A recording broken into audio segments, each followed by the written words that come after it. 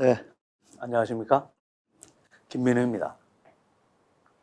우리 선생님들하고 1년 동안 이제 한 해 동안 임용고시라고 얘기하는 이제 목표를 향해서 같이 도덕률이 이제 같이 공부하게 돼서 아주 반갑습니다. 뭐니 뭐니 해도 이제 그 새해가 이렇게 밝았으니까는요, 우리 선생님들한테 그 새해 복 많이 받으시라는 이제 인사 말씀 드려야 되는데, 새해 복 많이 받으시고 더불어서 이제 그 소원 성취하시라 이런 말씀 드립니다. 근데 이제 우리 선생님들 가지고 계시는 소원들 가운데 여러 가지 소원이 있지만 그 가운데서 뭐니 뭐니 해도 가장 큰 소원은 그래도 적어도 이 수업을 들으시는 선생님들한테는 이제 임용고시를 이제 통과하는 거겠죠. 그 통과하는 길에 저 역시도 이제 큰 힘이 될 수 있도록 저 역시도 많이 그 정말 진력을 다해서 이렇게 노력하겠습니다. 같이 한번 이제 그 열심히 한번 공부해 보시도록 하고요. 그리고 오늘은 뭐니 뭐니 해도 이제 그 첫날이니까 1년 동안 이제 수업이 어떤 식으로 진행되는지에 대한 안내, 그리고 또 이제 그 1년 계획 가운데서 오늘은 서양윤리 부분이 이제 시작되는 거거든요. 그래서 이제 서양윤리에 대해서 이제 잠깐 이렇게 그 코멘트를 좀 이렇게 드려야 될 텐데요.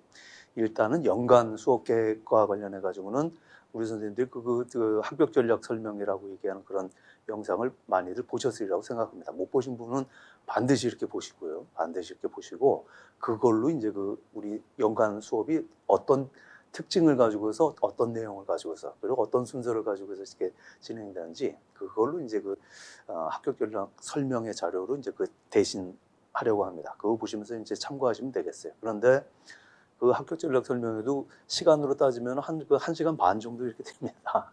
막상 또 촬영을 해보니까 또 그렇게 분량이 나오더라고요. 근데 여러 가지 말씀을 드렸는데 그 내용의 핵심은 한마디로 제가 우리 선생님들한테 전달하고 싶은 내용은 뭐였냐면요. 우리 그 임용고시, 윤리 임용고시가 어려운 시험은 맞는데 양도 많고 내용도 사실은 굉장히 어렵고 어려운 시험은 맞는데 그래서 보통들은 3년 정도 뭐 아주 그냥 처음부터 각오를 하고 하시는 선생님들도 많은데 3년 하신다고 해서 잘못되는 건 전혀 아니고 하지만 제가 드리고 싶었던 말씀의 요지는 뭐냐면 우리 임용고시는 1년이면 반드시 끝난다. 네, 이 말씀을 드리고 싶었어요. 네, 1년이면 반드시 끝낼 수 있다. 그 말씀을 드리고 있습니다. 그 1년에 끝내려면 방법이 뭐겠습니까? 당연히 그 많은 공부들을 효율적으로 해야 되겠죠. 효율적으로 하는 방법 뭐가 있습니까? 얼핏 보기에는 우리 4개 영역으로 되어 있는 게 서로 따로 국밥처럼 보이지만 사실은 그렇지 않고 다 개념들이 연관되어 있단 말이죠. 연관되어 있으니 아주 근본적인 개념부터 그래서 순서를 꼭 정해가지고 이제 그 공부를 하시는 습관을 들이셔야 된다. 그리고 그 순서를 정해서 공부를 하시더라도 거기에서 등장하는 개념들을 확실하게 이해를 해야 그래서 이 서양 윤리 이 배웠던 게 왜 정치 사상의 밑거름이 되는지 그게 이해가 될 거 아니겠습니까? 무슨 말씀인지 아시겠죠? 그러니까 그런 순서 정해서 그리고 등장하는 개념들 확실하게 다져놓으면 이 공부는 무조건 1년 안에 끝난다. 이 말씀을 드리고 싶었던 거예요. 괜히 이제 이런 말씀을 드리는 게 아니라 괜한 말씀이 아니라 실제로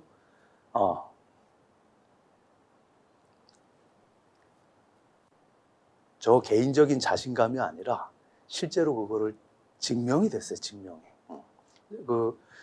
제가 이제 여기 지스쿨이라고 얘기하는 학원이잖아요. 제가 지스쿨에 이쪽으로 온 지 지금 3년이 됐는데 3년 차인데 이 지스쿨이라고 얘기하는 이 학원 터가 좋아서 그런지 몰라도 실강으로 여기 온 다음에 실강으로 들으시는 선생님들은 무조건 다 합격했습니다. 한 해 동안에.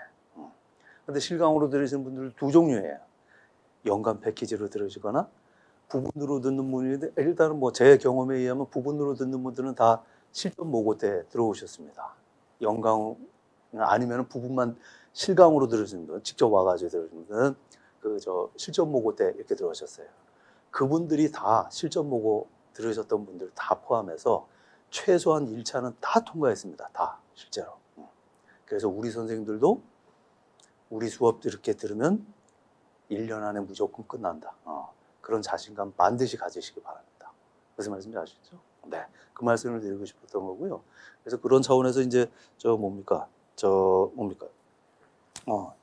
어떻게 보면 그 유치한 자료기는 합니다만 실전 모의고사 작년에 이제 저희가 10회에 걸쳐서 이렇게 봤거든요. 그런 그때 다뤄졌던 내용들이 실제로 이제 2019 임용고시에 어떻게 이제 그 출제가 되었는지 적중이 됐는지 그래서 일부러 그런 자료도 이렇게 수고스럽게 만들었지 않습니까? 예, 참고해가지고 보시면 되겠습니다. 그래서 상당히 많은 문제들이 이렇게 그 적중이 됐어요. 아, 그런다고 해가지고 그럼 실전 보고만 들으면 되겠다. 그러면 안 되죠. 네, 그 문제가 이해가 되려면 그 사전적인 그런 또 작업들이 있어야 되니까. 아무튼 각설하고요. 그 1년 동안 330일입니다. 330일 우리 선생님들 확신을 가지시고 또 이제 이 수업 이제 그 진행 이끌어가는 또 담당자에 대한 그런 확신을 가지시고서 달려가시면 하여튼 330일 후에는 반드시 이제 만족할 만한 성과 거두실 거다. 네, 그 말씀을 드리고 싶었던 겁니다. 너무 노골적으로 드리긴 뭐하니까 애둘러서 말씀드렸지만 실제는 그 말씀을 드리고 싶었던 거예요. 그렇게 되고 그리고 또 이제 그 자료가예요. 또 요 자기완성학습이라고 얘기하는 요 자료 이제 요 자료가 교과 내용학 앞으로 그 4개월 동안 진행되는 동안에 이제 요 자료가 매주 이제 배포가 될 거예요. 근데 이거는 우리 선생님들이 이거 복습 자료로 쓰시면 됩니다. 그때 이제 한 다음에 여기에 등장하는 문제를 이제 본인들이 실제로 풀어보시는 건데, 이 작년서부터도 이거 답 알려달라고 계속 이제 그 수업들을 1년 내내 그렇게 답 알려드리고 싶은 마음 너무 간절하죠. 간절한데 이걸 답을 알려드리잖아요. 그러면 그 다음부터는 또 이 자료만 가지고 또 이제 딸딸딸딸 외우느라고 또 이제 또 그런 식으로 또 이제 자료가 그런 식으로 활용이 돼 버립니다. 근데 제가 사실은 이 자료를 나눠드릴 때 기대하는 효과는 뭐였느냐면 일단은 요 내용을 우리가 수업을 받았던 거에 기초해가지고 여기에서 제시되는 그 문제를 이제 기입형도 있고 서술형도 있습니다.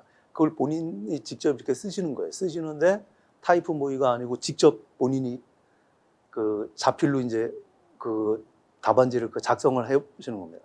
작성을 하면은 어떤 식으로 작성을 하게 되느냐. 여기에 대한 뭐 이거 수업 때 들었으니까 무슨 내용인지 아는데 막상 쓸 수 있을 것 같아요? 없을 것 같아요?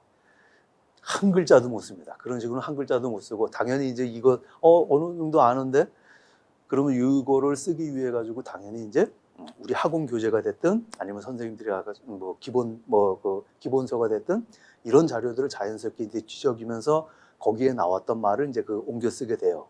근데 옮겨 쓰는 것도 그냥 있는 그대로 옮겨 쓰는 게 아니라 여기에다 칸을 제한을 이렇게 뒀잖아요. 이 안에 제한 속에 쓰려면 그 내용들을 자기 나름대로 압축을 해야 돼요. 압축을 해서 써야 되는데 그 압축은 누가 하느냐? 우리 선생님들이 직접 하시는 거예요.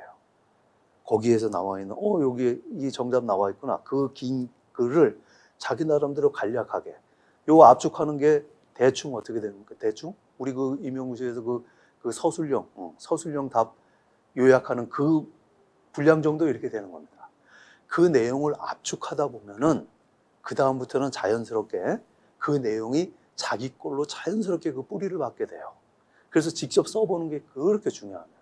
그리고 나중에 당연히 이제 그 시험은 이제 직접 우리 선생님들이 쓰니까 소위 이렇게 논술하는 그런 요령들도 익혀야 되겠죠. 그 요령은 뭡니까? 그것도 다른 방법이었어요. 자꾸 자기가 써봐야 자기가 아는 내용들도 요약 정리가 이렇게 되고 그 쓰는 내용들도 나름대로 이렇게 논리 정연하게 이렇게 쓰게 되는 겁니다. 그래서 그 훈련을 하시라고 이렇게 드린 거예요. 그래서 답이 뭐지 해가지고 답 알려드리는 건 아무 의미가 없습니다. 이 자료에 제가 거는 교육적인 효과 따지면 나름대로 이해되시겠죠? 그래서 그런 식으로 활용을 하시고 그래서 이제 요 직강을 들으시는 선생님들은 반드시 이건 내야 돼요.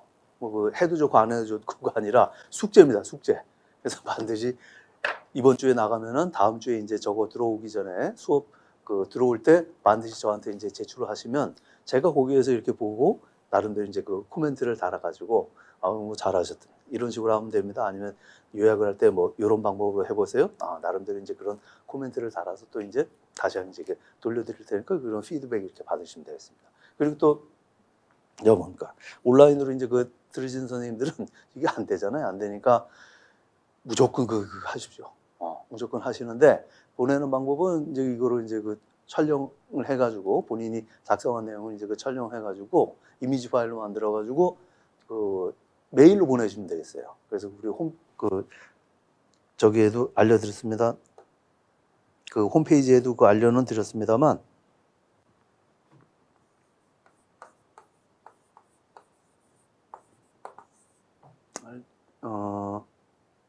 다음 넷이죠? 네, 홈페이지 공지에도 그거 알려드렸습니다. 요쪽으로 이렇게 요 메일을 통해 가지고 보내주시면 똑같이 이제 제가 이제 그 검토한 다음에 나름대로 코멘트를 해가지고 보내드리도록 하겠습니다. 무슨 말씀이 아시겠죠? 그래서 이 자료는 소위 그 자기완성학습, 줄여서 자완 이렇게 얘기하는 건데요. 이 자료는 그런 차원에서 아주 유용하게 쓰시기 바랍니다. 직접 자기가 써보는 거, 압축해서. 그 압축하는 게 쉬울 것 같습니까? 쉽질 않아요. 그 과정이 자기 걸로 녹여 만드는 그런 과정이 되겠습니다. 그런 식으로 꼭 이제 써주시기 바랍니다. 네. 그리고 여기에 대한 그 정답은 어떻게 확인하게 되나요? 사실은 자연스럽게 확인되게 돼요. 4개월 이제 끝난 다음에 그 다음 과정이 이제 그 기출문제 분석 들어가고 그 다음에 이제 그 심화 문제라고 얘기해서 또 이제 장장 이제 4개월 동안 또 이제 문제풀이 과정이 이렇게 들어가거든요. 그 문제풀이 과정에서 사실은 이제 그 우리 선생님들이 여기에 그 나왔던 그 답들을 자연스럽게 또 그 확인할 수 있는 기회가 있습니다. 네. 또 이제 그런 식으로 참고하시면 되겠어요. 네. 그리고 우리 그 1년 강의는 그래서 요 4개월 교과 내용 이제 끝난 다음에 그 다음에는 이렇게 똑같이 이제 4개월 동안에 기출 문제 그리고 심화 문제라는 이름으로 문제풀이 과정 끝난 다음에 그 다음에는 이제 10회에 걸쳐서 실전 모의고사 이렇게 해서 들어가게 됩니다. 실전 모의고사. 그 다음에 이제 끝난 다음에 우리 선생님들이 바로 실전 모의고사 끝난 다음에 일주일 뒤에 바로 그냥 시험장 들어가시면 됩니다. 그런 식으로 진행이 될 겁니다. 네, 그렇게 이해하시면 되겠습니다. 그리고 구체적인 내용은 이제 다시 한번 말씀드리지만 뭡니까? 우리 합격 설명회 그 내용 보시면서 참고하시면 되고요. 그리고 이제 그 첫 시간이 이제 그 서양 윤리 이렇게 되는데 왜 서양 윤리부터 반드시 해야 되는지는 아시죠? 우리 저거 그 설명 보셨으면 아시리라고 생각합니다. 근데 서양 윤리에 대해서 또 이 부분에 대해서 이제 잠깐 이렇게 말씀을 드리자면 서양 윤리는 여기에서 등장하는 내용이요.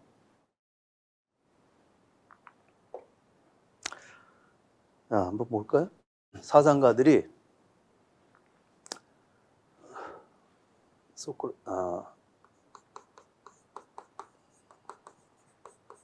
소크라테스,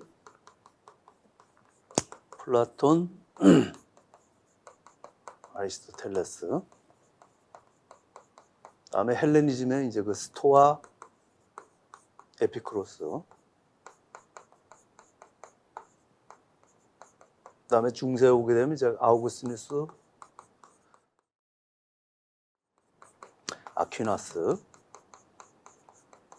근대에 오게 되면 누구부터 등장합니까? 스피노자,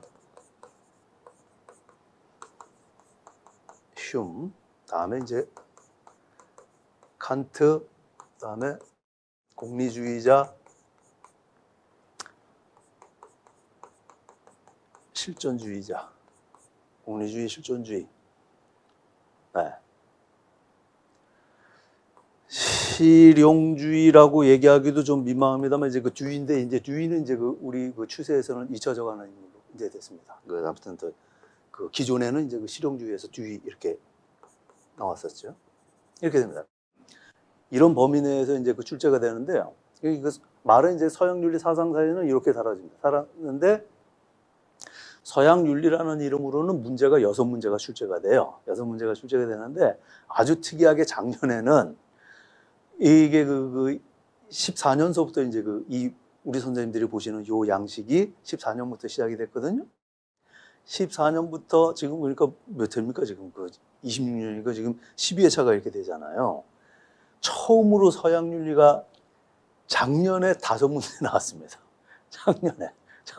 다른 영역이 이제 6문제를 채우고 서양 윤리를, 왜냐하면은 이게 재작년에 서양 윤리에서 7문제가 출제된 적이 있어요. 뭐 그것 때문인지는 모르겠습니다만 하여튼 뭐 우리 선생님들 입장에서 6문제 나온다 이렇게 보시면 되는데 이 6문제 가운데 그 한 문제는 어디에서 나온다 그랬어요? 한 문제는 응용윤리라고 얘기하는, 지금 이제 우리 학교에서도 실천윤리라고 이름을 세팅을 하자 해서 실천윤리로 인해 부릅니다. 우리 선생님들이 일반적으로 알고 있는 응용윤리 그 분야에서 이렇게 나옵니다. 응용윤리에서 나오고, 그래서 그 작년에도 이제 응용윤리 분야에서 누굽니까? 레오폴드하고 테일러 문제가 나왔습니다. 그 환경윤리. 거기에서 이제 반드시 한 문제가 나오고, 그리고 반드시 한 문제가 어디에서 나오냐? 어디에서 나와요? 칸트에서 나오죠. 그리고 이제 서양윤리 분야에서는 어떻게 보면 우리 선생님들한테는 반가운 일입니다. 기본적으로 나오는 사람들이 점점 늘어나게 됐어요. 그 가운데 한 사람이 누구냐면 아리스토텔레스고, 그 가운데 한 사람이 공리주의자 가운데 밀입니다. 밀은 지금 5연속 나왔습니다. 5년 연속 밀은. 아리스토텔레스는 지금 4년 연속 나왔습니다. 4년. 그 밀이라는 사람은 뭐 당연히 이제 그 서양 윤리에서는 그 의무론, 뭐 결과주의 이론, 뭐 대표적인 공리주의자니까 칸트 못지않게 비중이 있어가지고 뭐 나오지만, 그 주목할 만한 거는 이제 그 아리스토텔레스가 지금 4년 연속 왜 나오느냐입니다. 왜 나오냐? 그러지 않았는데 왜 아리스토텔레스가 4년 연속 나오냐? 그 맥락을 이해하셔야 된다. 여러 가지 면에서, 뭐 소위 그 정치 사상뿐만 아니라 도덕 교육론에서도 자연스럽게 그 아리스토텔레스 이론에 집중을 모으게 되는 그런 추세란 말이죠. 그러니까 아리스토텔레스가 지금, 그러니까 그 내년에도 뭐예요? 거의 나온다고 우리 선생님들은 보고서 준비를 해야 되는 거죠. 어떤 식으로 준비를 한다? 아리스토텔레스 문제 가운데서 작년에 나온 문제 맞췄을까요? 못 맞췄을까요? 맞췄습니다. 재작년에 나오는 문제 맞췄을까요? 못 맞췄을까요? 다 맞췄습니다. 어떻게 하면 되겠어요? 우리 그 합격 전략 설명에서도 말씀 이렇게 드린 것처럼 아리스토텔레스 그 이론이 여러 가지 분야가 쫙 펼쳐져 있을 거 아니에요. 기존에 나왔던 분야가 어떤 기출문제 보면서 그 분 집중 공략 알아 아직 안 나온 분야 있을 거 아니겠습니까? 윤리학에서 굉장히 중요하게 다루는 이슈인데, 테마인데 아직 나오지 않은 분야가 있을 거 아니에요. 정의 부분하고 지금 우리 그 금년에 나왔던 자발성 개념이 있어요. 자발성이라고 얘기하는 그 자유 의지하고 관련된 그 아주 중요한 주제거든요. 거기에 대해서 굉장히 의미심장한, 다 받아들여지진 않지만 발제를 한 사람이 아리스토텔레스입니다. 자발성 개념에 대해서. 그 두 부분이 여전히 이제 다뤄지지 않고, 그래서 이 부분 거기에서 이렇게 나온 겁니다. 마찬가지로 칸트 문제 맞췄을까요? 못 맞췄을까요? 맞췄어요. 똑같이. 뭐 때문에? 칸트 도덕 형이상 기준 쭉 나와 있는 부분 가운데서 아직 안 다뤄지지 않았던 완전한 의무, 불완전한 의무, 어떤 그런 식으로 찾아서 이제 준비하시면 됩니다. 당연히. 그 철저하게 저걸 해야 되는 거죠. 밀도. 그러니까 이 서양 윤리 분야에서는 다른 분야, 동양에서도 주자 이렇게 나오는데, 그럼 주자 텍스트를 우리 선생님들이 공부하셔야 돼요. 네? 근데 이거 텍스트 건드리기가 너무 어려워요. 너무 많아가지고. 근데 서양 윤리는 이게 그렇지 않습니다. 이 텍스트도, 이 사람들도 책 많이 썼는데 우리 윤리학에서 나오는 건 딱 한 권들이에요. 아리스토텔레스는 니코마코스 윤리학, 그 책 하나만. 이 사람도 책 여러 권 썼지만, 칸트는 도덕형 실천 이상 비판도 있지만 도덕형 기초, 그겁니다. 거기 안에서. 밀은 공리주의, 정치 사상에 가면 이제 자유론이라고 얘기하는 거. 분량도 많지도 않아요. 아리스토텔레스 이것만 굉장히 많지, 이건 분량 많지도 않아요. 그러니까 이거는 뭐예요? 원문을 보셔야 됩니다. 보시는 게 오히려 효과적이에요. 원문을 보시는 게. 근데 보시면 알아들을까? 못 알아들을까? 못 알아들어요. 우리 선생님들 잘못이 아닙니다. 절대로 아니에요. 저도 대학원 오래 다녔지만 대학원 석사 졸업할 때까지도 못 알아들었어요. 칸트 도덕 형이상 몇 번을 봤는데도 이해를 다 못했습니다. 우리 선생님들 학부 수준에서 이해 못하는 건 너무 당연합니다. 그렇게 되는 건 안 되고, 이거를 이해하는 데 있어가지고, 그래서 말씀드리는 게 문제 형식으로 해서 우리 선생님들한테 그래서 설명을 이렇게 드릴 겁니다. 이 책은 이런 식으로 돼 있는데 기존에 이런 문제, 이 부분에서 이렇게 다뤄졌고, 다뤄지지 않은 분야는 이런 거고, 이런 분야는 이런 형식으로 뭐 문제가 나올 수 있고, 그런 소위 그거 다루는 게 심화 문제예요. 기출 문제에서는 어떤 문제가 다루는지 확인되잖아요. 아직 나오지 않은 분야가 이런 거 있습니다. 그게 뭐를 가지고서 원전을 가지고서 이제 공부하게 되는 게 이제 심화 문제 분석이라고 얘기하는 그 단계 때 이제 하는 겁니다. 그런 식으로 이제 보시면 되겠습니다. 그리고 이렇게 묶은 거는 예를 들어가지고 스토아 에피쿠로스 뭐 한 문제 나올 수 있겠죠. 작년에도 안 나오고 그랬으니까 금년에는 이제 그 나올 가능성이 이제 높습니다. 스토아 에피쿠로스가 둘이 같이 이렇게 나오든지 아니면은 둘 중에 하나가 나오든지 따로따로 한 문제씩은 절대로 안 나온다. 그래서 이렇게 묶는 겁니다. 마찬가지로 아우구스 아퀴나스 마찬가지로 이렇게 되고 이 스피노자 흉도 마찬가지입니다. 스피노자 나오면 흉은 안 나와요. 둘이 뭐 이게 서로 뭐 연관되어 있는 라이벌 뭐 그런 건 아닌데 임의적으로 이렇게 묶여져 있어요. 흉 나오면 스피노자. 그래서 작년에 스피노자 나왔다? 그럼 금년에는 뭐예요?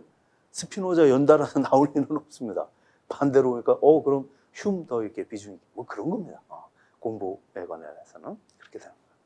실존주의자들 3명 케르케고르, 하이데거, 사르트르 3명만 이제 집중적으로 보시면 되겠습니다.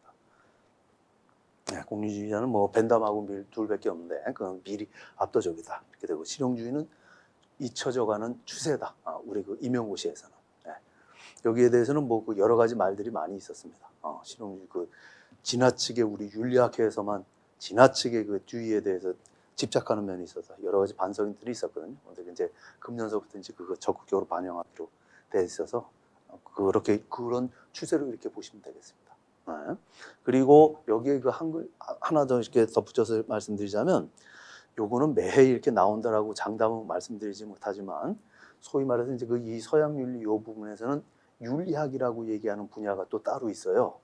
동양 윤리에는 윤리학이라고 얘기하는 분야가 없습니다. 그냥 사상만 있지.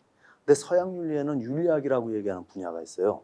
근데 실례하지만 우리 선생님들이 혹시 그 학부 다닐 때 서양 윤리 사상은 배우셨을 거 아니에요. 당연히 뭐 이 사상가들은.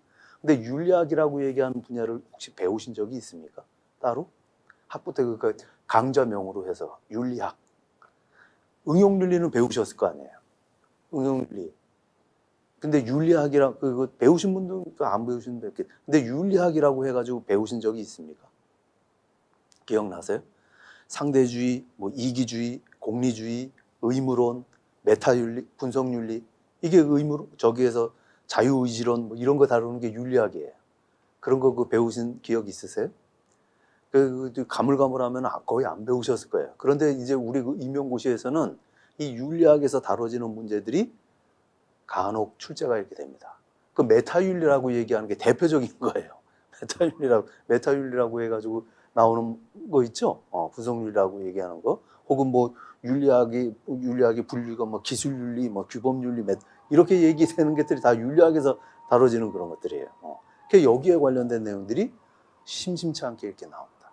규칙공리주의하고 행위공리주의 차이점이 뭐냐, 장단점이 뭐냐 이런 것들은 공리주의, 벤담, 밀하고 관련 없는 거예요. 이 사람들은 규칙공리주의, 행위공리주의 그런 말 쓴 적도 없는 거예요. 이건 윤리학에서 다뤄지는 그런 개념들이에요.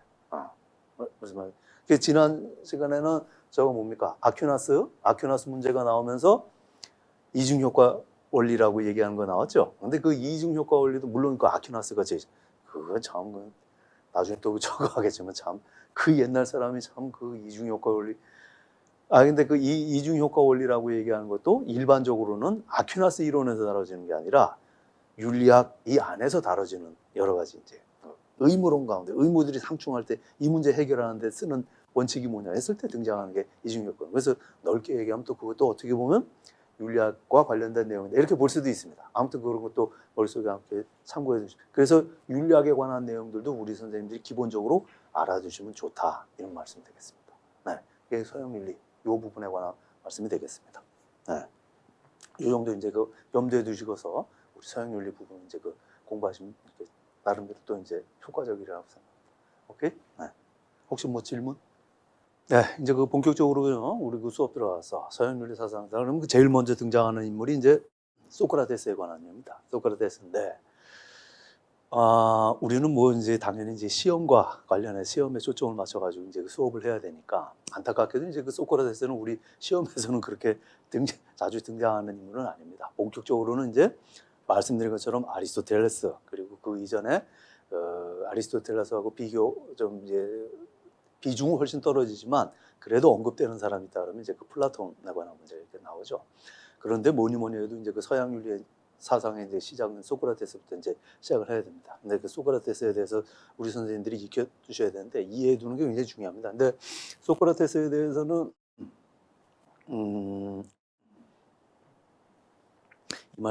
이거 말씀도 좀 이렇게 잠깐 드릴게요. 우리 첫 시간이니까. 동양에서는 이제 그 공자부터 이제 시작한단 말이에요. 중국 유교해가지고 공자부터 이렇게 시작하게 되는데, 우리 선생님들이 요 사상가들 이렇게 접하실 때 당연히 이제 이 사상가들이 뭐 어떤 내용을 얘기하는지 이론들 이제 익히시는데, 이해하시고 이제 암기하시는데 그것도 굉장히 힘든데, 제가 좀 첫 시간이니까 좀 당부드리고 싶은 말씀은, 이런 사상가들을 이렇게 접할 때, 이거 지금 우리 당장 이제 첫 시간은 소크라테스잖아요. 이 사람을 가슴으로 한번 느껴보시기를 부탁드립니다. 가슴으로요. 이 사람. 우리 선생님들이 요 말씀하시죠. 지금 무슨 소리 하고 있는 거야? 지금 이 학원에서 그게 학원 선생이 할 소리야? 그 시험에 나올 내용 지금 그 내용만 찝어줘도 그거 외우는 것도 벅차 죽겠는데 무슨 가슴으로 나발이고. 시험에 나오는 내용은 말씀드릴 거예요. 1년 내내 아주 귀에 못이 박히게 말씀드릴 겁니다. 아주 그냥. 그 내용들은. 그건 염려하지 마시고요. 그런 내용들 암기해야 되는 거, 이해해야 되는 내용, 그 이전에 이 사상가들이 도대체 뭐 때문에 그 이론들을 내놓게 되는지 자기 나름대로 이유가 있을 거 아니에요. 동기가 있을 거 아니에요. 그 동기가 설마, 야, 내가 그 학회에서 한번 이름 좀 날려보려고, 내 윤리학 이 분야에서 내가 한번 대단한 무슨 사상가로 취황 좀 받아볼, 그거는 아닐 거 아니에요. 이 사람들이 나름대로 자기 인생을 걸고서 쏟아부은 내용이 우리 입장에서는 이론으로 받을 거 아닙니까? 전해져 가지고 지금 우리는 외우기 바쁜 거 아닙니까? 이 사람들이 인생을 걸고서 뭐 때문에 그랬는지 그 열정을 한번 느껴보시는 게 중요하다. 네. 왜냐하면은 이게 짧으면 짧고 길면 길잖아요. 330일이. 무미건조하게 시험에 나오는 내용 이해해야지, 외워야지, 이거 가지고는 330일 못 버팁니다. 집중력 있게. 그거 어차피 고생하면서 외우면서 말씀드렸죠. 암기하려면 반드시 이해가 돼야지 암기된다. 그 이해하시면서 거기에 뭐를 붙여서, 야, 우리가 배우는 내용이 이런 읽으면 읽을수록 가슴이 뭔가 터칭하는 면이 있구나. 그거를 느끼셔야 1년도 진짜 잘 버티시고 자기 1년 공부한 거에 대해서 전혀 아깝다고 생각 안 하시고. 왜냐하면 이게 제가 그냥 드린 말씀, 아까 말씀드린 것처럼 제 경험에서 말씀드린 거예요. 여기에서 그 좋은 성과 거두신 분들 계시다 했죠? 이 선생님들 다 이구동성으로 나중에 떠날 때 1년 동안 당연히 고생을 했지. 근데 1년 동안 입에 바른 소리가 아니라 재밌었다 그랬어요. 자기들 나름대로 이 공부하면서 나름대로 즐기셨다. 저 확인한 겁니다. 똑같이. 우리 선생님들도 즐기셔야 되는데, 피하지 못하면 즐겨야지. 즐기는 계기가, 우리 공부는 그런 재미가 있다. 지적으로 이해하는 그런 즐거움도 있지만 그거 못지않게 진짜로 이 다른 수학 공부하고는 다르잖아요. 이 안에 들어있는 참 사람을 올리게 하는 뭔가 있다. 그런 말씀 많이 드릴게요. 저는 도덕 선생님들, 우리 선생님들 제가 속단 말로 얘기해요. 뭐 때문에 도덕 선생님 하는지 이유들은 다 다르겠지. 다 안정적인 직업 뭐 다 좋죠. 근데 어떤 이유가 됐든지 간에 현장에 그렇게 딱 쓰시는 순간에 우리 선생님들이 정말 얼마나 진짜 본인들이 인정하든 인정하지 않든 얼마나 중요한 역할을 하고 있는지, 괜히 우리 무슨 이 전공자에서 어깨 뿜뿜 들어가지고 하는 얘기가 아니라 아주 객관적인 얘기입니다. 객관적으로 얼마나 중요한 일들을 하고 계시는지 말씀을 드릴게요. 그 말씀을 제 입으로가 아니라 이 사상가들 이걸 통해 좀 한번 전해드리도록 그것도 한번 노력해보겠습니다. 근데 왜 그러냐면 소크라테스라는 사람이 학자이기 이전에 우리가 알다시피 이 사람 인생이 너무 드라마틱하잖아요. 그렇잖아요. 윤리학자인데 죽었단 말이에요. 죽었는데 어떻게 죽은 거예요? 전쟁에서 사고사로 죽은 것도 아니고 처형당해가지고 죽었단 말이에요. 그럼 말이 처형이지 실제로는 도망갈 수 있는 기회도 있는데 도망도 안 가고 지금 죽은 거 아닙니까? 거의 자살하다시피 해가 죽은 거잖아요. 인생이 굉장히 비극적이란 말이죠, 이게. 그런데 서양에서는 이 사람을 또 뭘로 추앙을 해? 윤리학의 아버지예요. 공식적으로 윤리학의 아버지. 서양에서는 윤리학이 지금 소크라테스부터 시작한다고 그렇게 얘기합니다. 그럼 이 사람이 그런 그 인생 이렇게 들여다보면은 예수도 마찬가지지만 너무 드라마틱하단 말이죠. 그 시기가 어떤 거냐면 오늘날 우리도 반추해 볼 만한 면이 많습니다. 어떤 일이 벌어져가지고 이렇게 죽음까지 갔다는 거예요. 그 당시에 그리스에서 전쟁이 일어났는데 아테네하고 어디하고요? 스파르타라고 얘기하는 거하고 최종적으로 전쟁이 일어났단 말이죠. 전쟁에서 누가 진 거야? 아테네가 졌는데 그 당시 사람은 누가 이길 거라고 주위의 그 폴리스들은 다 누가 이길 거라고 봤다는 거예요. 아테네가 이길 거라고 이렇게 본 거예요. 그러니까 우리하고 굉장히 비슷해요. 지금 남한하고 북한하고 뭐 이렇게 있잖아요. 남한은 민주주의죠. 북한은 대표적인 전체주의 국가, 군국주의 국가죠. 그 스파르타하고 굉장히 비슷하잖아요. 국력은 근데 누가 센 거야? 우리가 훨씬 세죠. 전쟁 일어나면 절대로 안 됩니다. 전쟁 무슨 뭐 입에 꺼내는 놈이 있으면 그 놈이 역적이야. 하여튼 남북한 뭐 전쟁은 무조건 안 되는 건데 만약에 전쟁이 일어나면 누가 이길 것 같아요? 그 핵무기가 외부 사람은 누가 이길 거라고 보겠습니까? 당연히 남한이 지리라고 꿈에도 안 꿔요. 이게 뭐 군사력이 세계 5위에다가 남한이 지출하는 국방비가 북한 전 인민이 생산하는 총생산보다 더 많고 당연히 게임도 안 된다고 보는 거죠. 근데 막상 전쟁이 붙었는데 이쪽이 져버린 거예요. 그러니까 참 아주 이례적인 일이 벌어진 겁니다. 그래서 서양 역사가들이 왜 아테네가 졌는지에 대해서 분석을 할 거 아니겠어요? 그 분석들이 다 어떤 거냐면 군사적인 요소 혹은 우리가 알고 있는 경제적인 요소, 정치적인 요소 해가지고 막 얘기를 해요. 여러 가지만 잘못 썼다.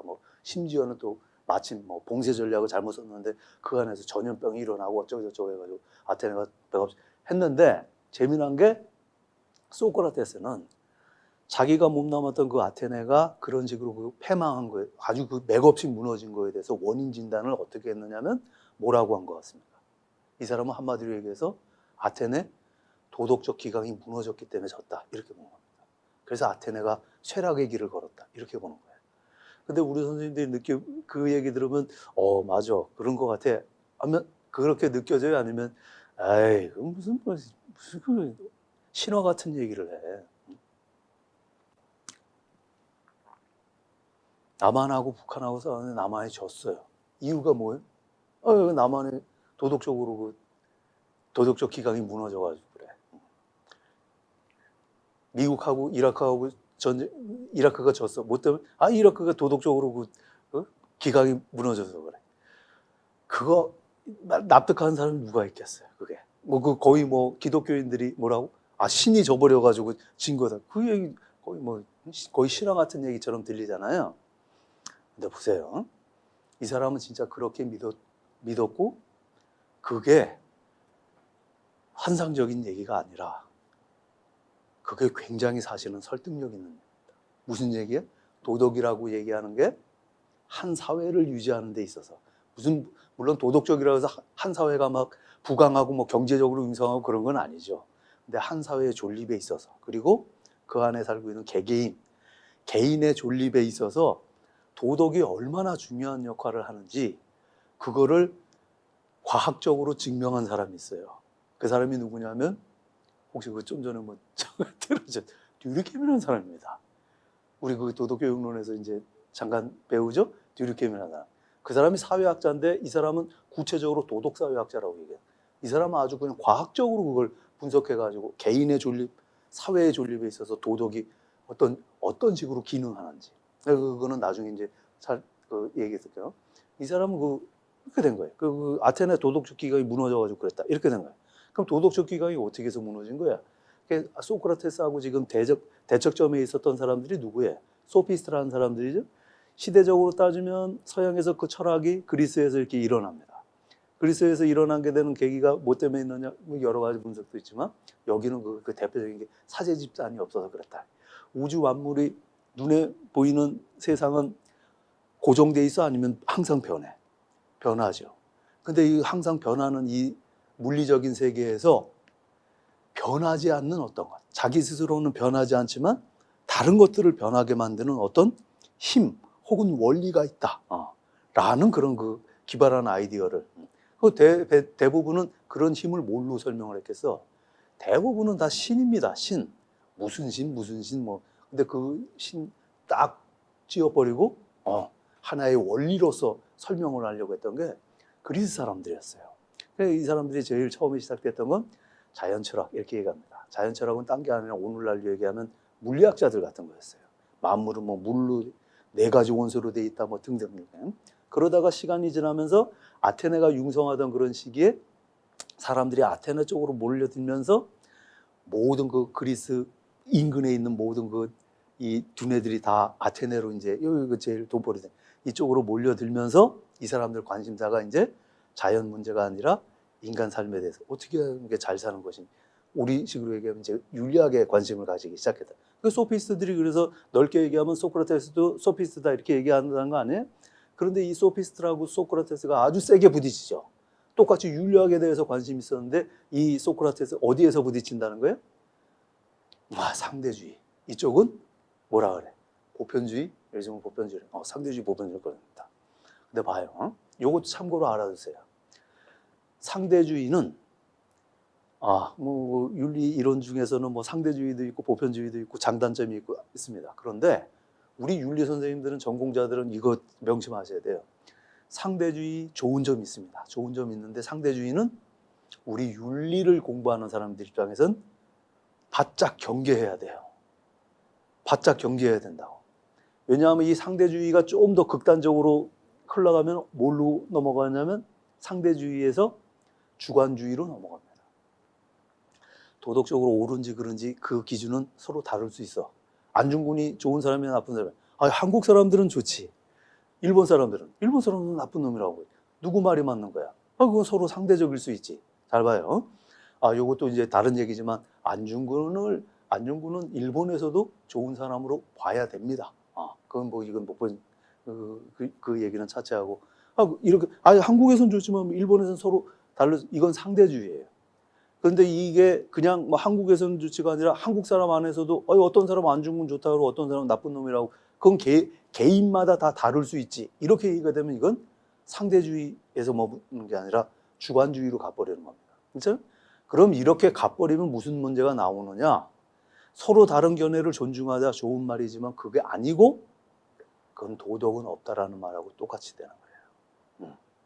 그럼 어떤 식으로든 살든 다 존중해야 되는 말도 안 되는 얘기가 되는 거죠. 이해되시죠? 그래서 윤리학자들은 다 상대주의를 경계합니다. 그래서 우리 선생님들이 아시고 계시는 윤리학자들은 공통점이 뭐예요? 대부분의 공통점이 다 보편주의를 어떤 식으로든 옹립하려고 했던 사람들이에요. 근대에 오게 되면 대표적인 게 칸트라는 사람하고 공리주의가 상대주의야 보편주의야? 공리주의를 상대주의로 하시는 분들도 있어요. 그러면 큰일 나. 도덕질이 옳은 일이야 그런 일이야. 공리주의자들은 옳을 수도 있고 그럴 수도 있다고 보는 거예요. 그 상대주의네. 그렇게 착각하면 안 돼요. 옳을 수도 있고 그럴 수도 있고 근거가 뭐예요? 최대다수 최대액입니다. 사회적 효용. 이 기준만큼은 뭐예요? 보편적이라고 보는 사람들이에요. 그런 식으로 옹립하는 사람들. 그런 사람이 그러니까 우리한테 윤리학자로 생각해요. 상대주의는 그래서 위험한 겁니다. 지금 우리 사회가 상대주의가 우월한 것 같아요? 보편주의가 우월한 것 같아요? 전 세계적으로는. 포스트 모던 들어보셨죠? 포스트 모던은 상대주의야, 보편주의야? 철저하게 상대주의로 가는 겁니다. 포스트 모던. 우리보다 소위 말해서 먼저 근대를 경험하고 앞서 나가는 소위 선진국이라는 나라들이 지금 포스트 모던 어쩌고 저쩌고 난리치면서 상대주의 먼저 경험했습니다. 그 나라들이 지금 우리가 알다시피 큰 홍역들을 치르고 있죠. 지금 나라들이 큰 홍역들을 치릅니다. 다른 얘기만 마찬가지입니다. 지금 난립니다. 그래서 도덕교육 입장에서도 지금 그런 상대주의 자율적인 판단 나발이고 지금 다 공동의 도덕 나왔지. 공동의 도덕성 모두 해가지고 어떤 식으로는 보편주의 다시 세우려고 여러 가지 노력들을 하죠. 그 노력 가운데 하나가 공동체주의 혹은 공화주의 이런 이론도 나오는 겁니다. 우리 사회도 그러면서 여기 이 소피스트들 이 사람들 이 상대주의 때문에 기강이 무너진다 이런 거. 선생님으로 사는 거 가치 있어? 가치 없어요. 선생님 하시면서 선생님답게 사는 거 가치 구체적으로 어떻게 사는 거야? 학생들에 대한 애정, 자기 뭐 있지만 그것들이 정말 인생에 있어가지고 내가 꼭 지킬 만한 가치가 있어요, 없어요? 에이, 그런 게 어딨어. 뭐 다 똑같지. 군인답게 사는 거고 인생에서 지킬 만한 가치 있어, 없어? 그런 게 어딨니? 다 하는 소리지 뭐. 다 상대적인 거야. 정치인이. 그럼 남는 게 뭡니까? 남는 게. 난 선생으로서 나는 그 가난한 아들은 난 이런 보람 가지고 가치 있게 이런 보람을 가치로 살고. 야, 그런 게 어딨어? 그럼 나중에 남는 건 뭐예요? 봉급 얼마 받느냐? 이런 거밖에 없어요. 결국은 뭐 나 맛있는 거 많이 먹다 소고기 먹다가 죽는 게 제일 남는 거구나. 이렇게 돼버린 거예요. 참, 그럼 선생다운 선생, 군인다운 군인, 정치인다운 정치인 당연히 없겠죠. 그 자리를 꿰차고는 있지만 당연히 사회가 그러니까 다운되겠지. 말하자면 그런 겁니다. 그래서 이 소크라테스가 아테네 이 사회를 위해 가지고 자기 나름 이거 큰일 났다. 아테네 재건해야지. 했는데 뛰어든 분야가 뭐예요? 정치 뭐 이런 게 아니라 그 배면에 있는 도덕적 상대주의하고 일전을 이제 벌이게 되는 거였습니다. 이 사람은 확실하게 뭐예요? 보편적이고 절대적인 도덕적 진리가 있다 없다. 있다고 믿는 거고. 있는데 그거를 뭐야? 우리가 알 수 있다 없다. 알 수 있다라고 얘기했던 거예요. 이해되죠? 그런 내용을 했던 사람들이에요. 그러니까 자기 일생을 모까지 던져가면서 목숨까지 던져가면서 그렇게 됐던 거죠. 그 대표적인 그 상대주의가 어떤 특징을 갖고 있는지에 대해 잠깐 설명을 이렇게 해놨습니다. 대표적인 사람으로서 이제 프로타고라스라는 사람, 인간은 만물의 척도다 이렇게 얘기 되는데, 인간은 만물의 척도다라고 얘기하는 것도 이게 도덕적 윤리적 상대주의로 볼 수도 있고 주관주의로 볼 수도 있어요. 인간은 만물의 척도라고. 그러니까 여기서 말하는 인간이라고 얘기하는 거를 어떤 개념으로? 인간 일반이라고 얘기하면 이게 상대주의로 이제 갑니다. 이게 잘 모르겠죠, 무슨 말인지. 예를 들어 가지고 모기가 좋은 놈이야, 나쁜 놈이야. 좋은 곤충이야, 나쁜 곤충이야.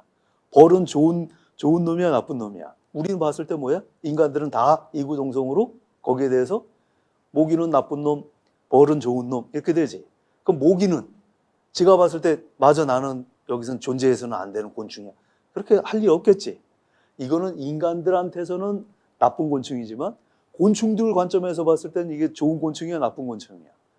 기준이 다를 수가 있어. 오히려 그 벌이라는 놈이 나쁠 수도 있습니다. 그렇게 됐을 때 인간 일반적인 관점에서 봤을 땐 뭐가 옳은지 그른지의 척도는 인간 일반이 보는 그런 관점이 가장 타당하다라고 보면 이건 상대주의인데, 인간은 만물의 척도다 그랬을 때 거기에서 인간이 그런 인간 일반이 아니라 개인으로 해석될 수도 있단 말이죠. 똑같은 인간 안에서도 나는 뭐 목이 좋아, 나는 목이 나빠, 누가 맞아? 그건 개개인마다 다를 수 있어. 이렇게 되면 이게 여기서 말하는 인간은 개인으로 돼요. 이해가 되고, 그 다음에는 뭐예요? 상대주의가 아니라 주관주의로까지 갈 수 있다. 그러니까 일반적으로는 프로타고라스는 그런 상대주의적인 입장을 띈다고 보는 건데, 이게 또 경우에 따라서는 또 오해될 만한 얘기도 많이 합니다. 내가 있다고 하면 있는 것이고 내가 없다고 하면 없는 것이다. 이거는 그러니까 과연 주관주의까지 이제 얘기가 되는. 그래서 뭐 이게 프로타고라스가 상대주의가 맞느냐 주관주의가 맞느냐 그건 논하는 건 아무 의미가 없어요. 아무튼 상대주의, 주관주의 이런 특징을 갖고, 이거 프로타고라스만 그래? 일반적으로 소피스트들이 그런 특징을 갖고, 그런 특징을 갖게 되는 또 계기가 이 사람들이 인식론 차원에서 어떤 입장을 취했다고 보는 거예요. 보편적이고 객관적인 진리가 있다 없다, 그런 건 없다라고 이렇게 봤다는 거예요. 뭐 때문에 그래? 우리가 세상에 대한 지식을 받아들이는 도구가 뭐냐? 그게 이 사람들은 감각이다 이렇게 봤다는 거예요. 감각 경험이다 이렇게 봤다는 거예요. 봐봐요. 서양 윤리에서는 약속된 용어들이 있어요. 그래서 쉬워요. 사실은요. 이 개념만 이해하면 쉽다고. 이거 그 중국은 좀 그런 면에서 좀 아쉬워요. 이게 좀 들쭉날쭉해가지고. 소위 서양에서는 얘네들은 지각이라는 말을 써요. 지식은 지각에 의존한다 이런 얘기 하잖아. 근데 이 지각이라고 얘기하는 건 얘들은 약속된 용어로 한 거예요. 알기는 아는데 뭐를 통해서 아느냐면 뭐를 통해서 감각 경험을 통해서 아는 걸 지각이라 그래요. 감각 경험을 통해서 아는 걸 지각이라 해요. 우리가 알기는 아는데 감각 경험 통하지 않고 아는 것도 있죠. 그렇지?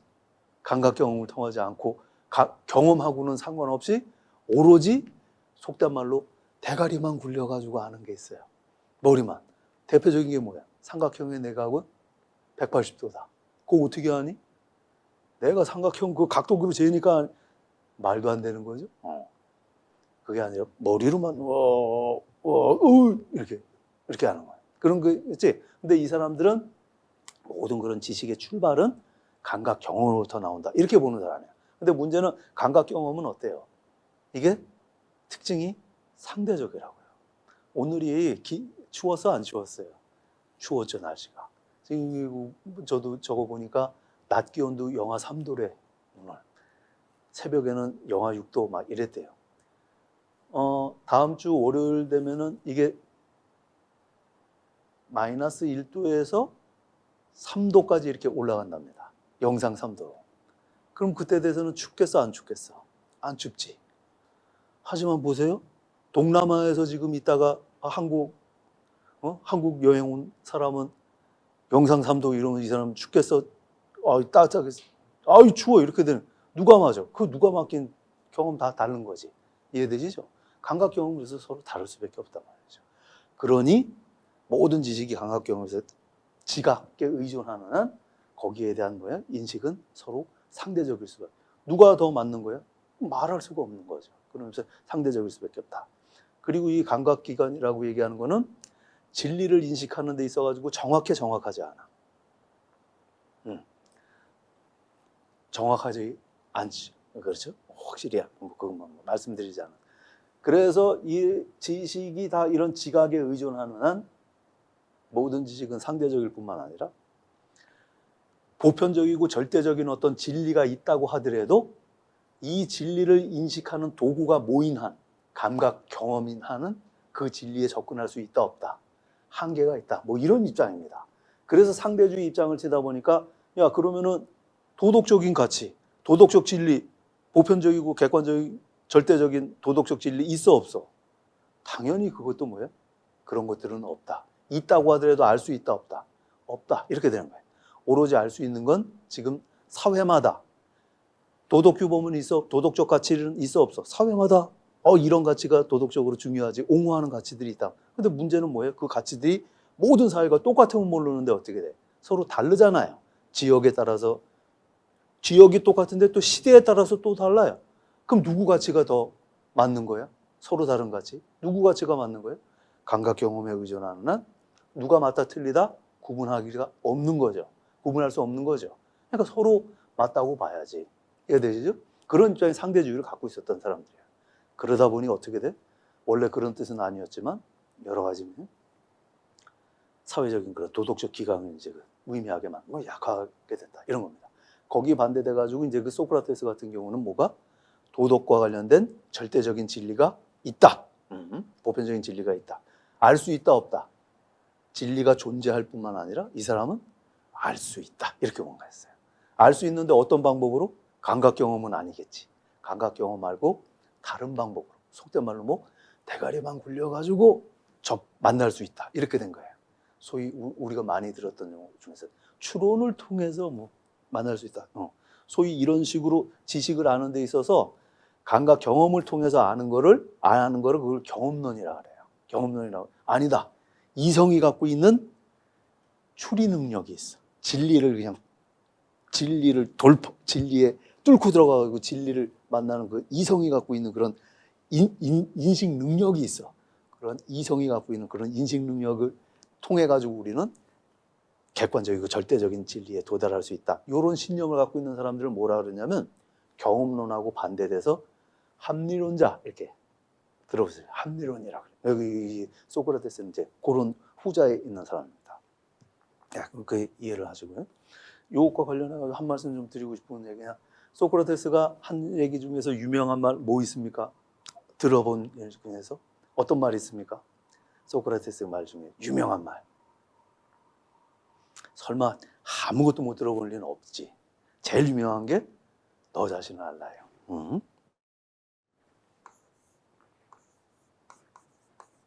No. 뭐예요? 오케이. 너 자신을 알라. 오케이. 또 유명한 말. 혹시 들어보신 말 중에 딱 요거 하나입니까? 오케이. 그럼 다행입니다. 저는 개인적으로 좋아하는 말은 음미하지 않는 삶은 살 가치가 없다. 이런 겁니다. 음미하지 않는 삶은 얼핏 들어도 참 멋있죠. 음미하지 않는 삶은 살 가치가 없다. 근데 제가 뭐 때문에 그러냐면 악법도 법이다 이렇게 얘기하는 사람. 그래서 지금 우리 선생님들이 젊으신 선생님들이니까 악법도 법이다 소크라테스가 한 얘기야 아니야? 그렇죠. 재밌다? 저는 악법도 법이다 소크라테스가 한 얘기로 우리 교수님들이 가르쳐서 그렇게 배웠던 사람이에요. 심지어는 뭐예요? 교과서에도 나왔던 겁니다. 악법도 법이다. 섬뜩하지 않아요? 우리가 배우는 이 분야 지식이 그래요. 속된 말로 얘기해서 뭐예요? 의도적이든 아니든 사기 쳐먹으려면 얼마든지 사기 쳐먹을 수 있어요. 하지도 않은 얘기를 한 것처럼. 이해되시나요? 딱 한마디 악법도 법이다. 그거 악법도 법이다 소크라테스가 한 얘기가 아니에요. 일제시대에 교육받았던 교수님들, 그래서 우리 같은 사람들 교수님들 다 무슨 소리야? 소크라테스 악법도 법이 아니에요. 그거 잘못된 거예요. 깨부순 젊은 학자들이 있었겠죠? 대한민국에서. 네, 그 학자들 누가 있을까요? 네, 저 역시도 그 학자들 가운데 하나였습니다. 아주 나름대로 보람 느껴요. 저도 굉장히 존경하는 선생님을 대학에서 만났는데 교수님을 만나기 어렵거든요.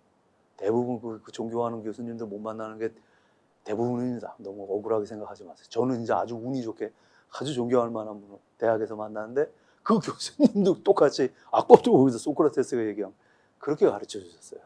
근데 나중에 조사해 보니까 없어요. 왜 그래? 악법도 법이다? 법이다. 너 자신을 알라. 6글자. 악법도 법이다. 6글자. 너 자신을 알라 영어로 know yourself. 악법도 법이다 영어로 뭘까? 여기가 되니까 점점점이었어요. 너무 희한하지. know yourself는 우리가 지은 게 아니야. 서양 사람들이 소크라테스 한 말이라고 그리스 말을 영어로 번역해서 우리가 알고 있는 거야. 악법도 법이다. 그럼 영어로 뭐야? 알고 보니 영어 텍스트에는 한마디도 안 나오는 거예요. 악법도 법이다. 무슨 얘기야? 결론적으로 일본 학자가 왜곡해가지고 한 겁니다. 나 무슨 말씀 드리려고 하냐면 악법도 법이다 이거는 누가 얘기해? 좀 전에 말씀드린 것처럼 소피스트들이나 할 수 있는 거예요. 법이 서로 다른데 어떤 법이 좋은 법이고 나쁜 법이야? 좋은 법이다 나쁜 법이다를 기준할 수 있는 보편적이고 절대적인 기준이 있어야 이 법은 좋고 나쁘고 판단할 수 있을 거 아니야. 도덕 규범 서로 다른데 어떤 규범이 좋고 나쁜 거야? 보편적인 기준이 있어야 할 거 아니야. 그게 없다고 보면 어떻게 돼? 여기는 여기 나름대로 이 규범이 맞고 이 법도 여기 나름대로 그냥 사회 질서 유지하는데 저거 하니까 존중해야 되고 좋은 법 나쁜 법이 어디니? 그냥 무시하면 사회 질서 유지 무너지니까 지켜야지. 이런 식으로 얘기하는 사람이 누구겠어요? 소피스트들이에요. 소피스트들. 이런 사람들하고 맞서 싸우다가 죽은 사람이 소크라테스야. 근데 소크라테스가 이런 얘기 했다고 얘기하면 되겠어? 아주 나쁜 놈이죠. 그 일본 학자 있어요. 그 결국 추적해가지고 여기서부터 나왔구나. 밝혀냈지. 아주 나쁜 놈이야. 나쁜 놈. 네. 상대주의는 저쪽 사람입니다. 소크라테스는 그러면서 보편주의 이렇게 시작되는데 근데 이 사람 우리가 알다시피 뭐예요? 그 소크라테스가 윤리학에 있어서 좀 아마 그 보편주의에서 왜 그 윤리학의 아버지라고 얘기하는지 알겠죠? 도덕적인 현상들은 서로 달라, 상대적이야. 이거 다 변해. 그러는데 변하지 않고 보편적으로 어느 시대 모든 사회에 절대적이고 보편적으로 적용될 수 있는 선악, 옳고 그름의 그런 보편적이고 절대적인 기준이 있을 것이다. 눈에 보여, 안 보여? 안 보이지, 그런 거야. 눈에 보이는 건 사회마다 다른 도덕적 기준들이죠, 서로는. 그렇지만 그 안에 눈에 보이지 않는 보편적인 뭐가 있을 것이다 라고 주장을 하고 나왔으니 당신은 윤리학의 아버지, 이렇게 된 거지. 이해되시죠? 이렇게 된 거야. 근데 우리 알아요. 근데 이 사람이 근데 무슨 생각이지? 그 자기 책을 안 썼다는 거 아니야. 누구를 통해서? 플라톤이 다 이제 써줘가지고 아 이런 생각을 가지고 있었다는 거 아는 거 아니에요. 그런데 그 플라톤이 얘기한 그 대화편 책 이름이 어떻대요? 대화라. 대화야. 그 여러 가지 주장들이 있는데 이 그 30몇 권이 되는 그 책들을 다 말하자면 플라톤 전집이죠. 전집 이름을 대화라고 이렇게 해. 왜 대화라고 그랬을까요? 저기 누구예요? 아리스토텔레스는 니코마코스 윤리학을 책을 어떤 식으로 썼냐면 제 교재가 아니라 오늘날 우리가 책 쓰듯이 이렇게 쓴 거예요. 큰 주제, 소주제, 그 다음에 이제 강론 이렇게 들어가서. 그런데 이 플라톤이라는 사람은 자기 사상을 펼쳐가는데 어떤 식으로? 희극 시나리오처럼 쓴 거라. 아시잖아요? 그래서 대화예요. 잘 기억하세요. 이 대화라고 얘기하는 게 너무 중요한 의미를 지닙니다. 대화라고.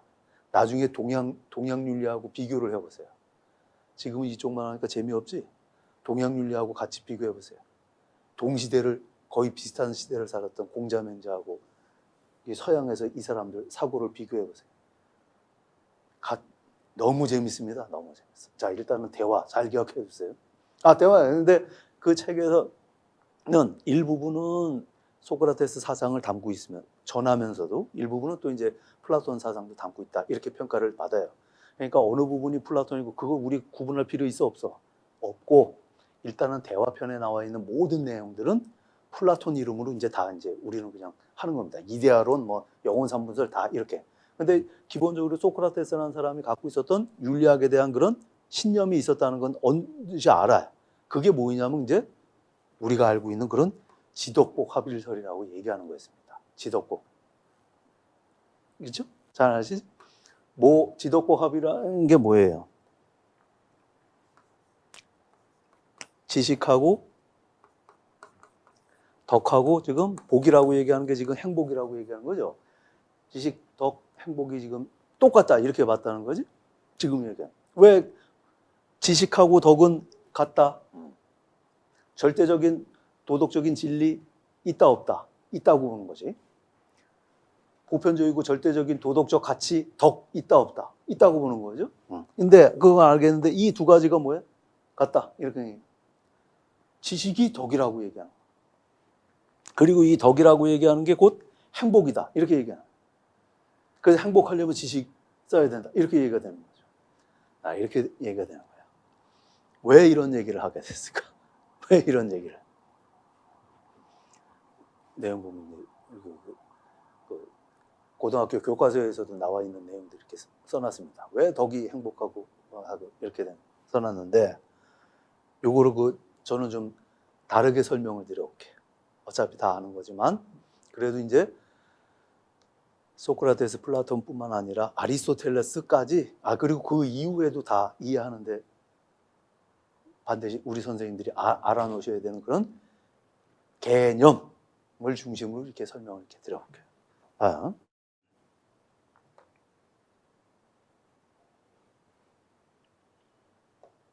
제일 먼저는 지금 행복 이렇게 얘기하는 거야. 행복을 얘기하는 건데 서양 윤리는 사실은 이제 윤리학이라고 얘기하지만 행복론이라고 얘기해도 됩니다. 테마가 똑같아. 어떻게 하면 행복할 수 있느냐. 어떻게 하면 행복한데요? 플라톤은 덕 있으면 행복하다. 아리스토텔레스는 뭐야? 유덕한 거 가지고 안 되고 외재적 선, 좀 건강도 받쳐줘야 되고 뭐 있어. 돈도 있어야 되고 중세로 오면은 뭐야? 아우구스티누스 같은 사람은 어떻게 하면 행복한다는 거예요? 은총 있어야 돼요. 믿음 있어야 돼요. 신앙 가져. 그래야지 참 그냥 행복도 아니고 그냥 베아티튜드, 지복, 하이라이트 할 수 있다. 이렇게 되는 거예요. 그래서 그 일관된 주제는 다 뭐야? 행복에 관한 얘기입니다. 이 사람들은 왜 그 서양 사람들은 그 행복에 대해서 이렇게 집착을 할까? 말이 행복이지. 윤리학은 뭐에 관한 거예요? 이 질문에 대답하는 거예요. 뭐 윤리학들 안 받았다 그랬으니까 안 배운 분들 많다니까. 이 질문에 대해서 대답하는 거예요. 윤리학은. 어떻게 살 것인가? 이건 무슨 얘기냐면 어떻게 살고 싶으세요? 그럼 뭐라고 말씀하세요? 어떻게 살고 싶으세요? 그럼 뭐라고 얘기해요? 대부분 뭐야? 대부분이 아니라 기본적으로 이렇게 얘기하지. 잘 산다. 잘 살고 싶다. 그렇죠? 구체적으로 잘 사는 게 뭐야? 이렇게 되면 이제 여기서부터 본격적으로 얘기돼요. 이게 중요해요. 어떻게 살고, 동물들은 어떻게 살고 싶으세요? 이런 질문을 할까 안 할까? 안 하죠. 이건 누구만 하는 거냐면 인간만 하는데 뭐 때문에 그러냐면 자기 인생에 대해서 객관적으로 성찰할 능력이 있기 때문에 그래요. 기본적으로는. 그리고 자기 인생에 대해서 자기가 쭈물딱쭈물딱 할 수 있는 능력이 있다라고 보는 거야. 내가 내 인생 마음대로 조정할 어떤 식으로 경로할 수 있다. 이거 이제 윤리학에서는 이게 이제 자유의지론이라는 이런 거예요. 그런데 더 중요한 건 어떻게 살 것인가 이 얘기는 자기 인생이 한도가 있다는 걸 아는 놈들이 던지는 거예요. 인생이 계속 이어지는 게 아니라 우리 선생님은 약 몇 년 뒤에 끝나? 앞으로 한 80년 뒤에? 저는 한 100살을 또 그 얘기 아니에요. 저는 그거 반도 안 됩니다. 난 끝난다는 거 알아요. 이걸 알면서 살아가는 날. 누가? 인간이. 동물은 알까 모를까? 동물들도 소가 도살장 끌려갈 때 운다고 그건 죽음을 본능적으로 직감해가지고 그때 대응하는 겁니다. 인간만이 그 유한한 삶을 알아. 그러니까 얘들이 무슨 고민이 있는 거야? 겁나 안 겁나? 겁나죠. 어떤 식으로 이거 극복해내야 되는 거야? 극복해내려니까 방법은 뭐가 되는 거예요? 양적으로는 한계가 있으니 이걸 뭘로 늘리는 거예요? 그래서 종교도 거기서 나오는 겁니다. 그 영원히 불멸하니 뭐하니 이 두려움을 극복하기 위해서 인간만 그래서 종교를 가지고서 그 난리치고 하는 거예요. 다 전제가 뭐예요? 삶의 유한성을 자극하는. 그럼 여기에 근데 어떤 식으로든 양적으로는 돼 있잖아. 그럼 방법이 뭐가 되는 거예요? 질적으로 가는 겁니다. 질적으로. 그럼 양적으로는 기왕에 사는 거 다 똑같이 사는 게 아니라 질적으로 고질의 삶을.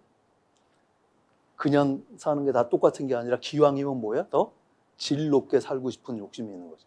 의미 있게, 가치 있게. 그게 잘 산다라고 얘기하는 겁니다. 잘 산다고 얘기하는 거를 영어로 뭘로 표현할까? well-being 이렇게 됩니다. 존재하기는 존재하는데 잘 존재하는 거. well-being을 영어로 서양 사람들이 에우다이모니아를 예전에 웰빙으로 번역했어요. 에우다이모니아가 뭐예요? 행복이라고 번역되는 용어였습니다. 잘 사는 것, 잘 존재하는 것. 이걸 서양 애들이 그리스어 에우다이모니아를 이렇게 번역을 했어요. 다른 말로는 뭐야? 우리가 해피니스, 이렇게 행복 이렇게 말하는 거예요.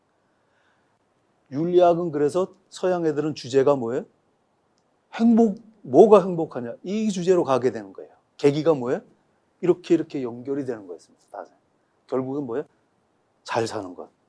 뭐냐? 이렇게 된 거예요. 그 주제가 이렇게 행복으로 가는 거였습니다. 자, 여기까지 이해됐죠? 그런데 여기 에우다이모니아라는 말이 어떤 말이냐면은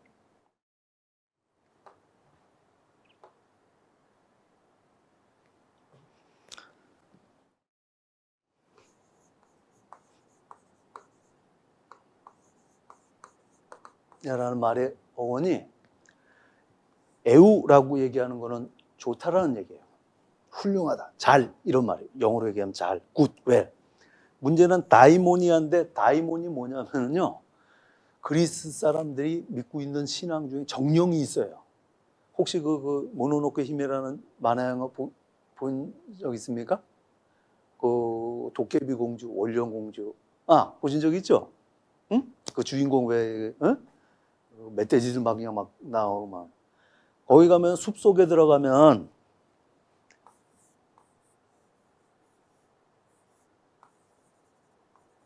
이렇게 해가지고 띠띠띠띠 그러면서 막 돌아다니는 숲 속에 이렇게 나오는 숲 속의 정령들이라고 해가지고 나오는. 얘들도 그런 정령이 있다고 봤어요. 그 정령 이름이 다이몬이에요. 다이몬. 근데 이 정령이 좋은 다이몬이 내 안에 들어오면은 내 영혼이 편안해져. 나쁜 다이몬이 들어오면 뭐야? 불안하고 불만스럽고 모든 게 짜증나고 막 이 사람 민간신앙이에요. 민간신앙. 그래서 행복하다는 건 뭐냐면 이 다이몬이 어떤 다이몬이 나쁜 다이몬이 아니라 좋은 다이몬이 이렇게 들어오면 된다고 봐요. 나중에 기독교가 들어왔네. 기독교도 똑같이 행복하게 되려면 하나님이라는 여호와 하나님은 신을 믿어야 됩니다. 그런데 이 그리스 애들이 뭐라 그래? 아니에요. 그 좋은 다이몬만 들어오면 우리는 행복해질 수 있어요. 다이몬이 뭐야? 다이몬이. 우리 다이몬이 있어. 에이. 그래서 데몬이 된 겁니다. 이 다이몬이. 기독교 들어가면서. 데몬의 어원이 이렇게 돼요. 그래서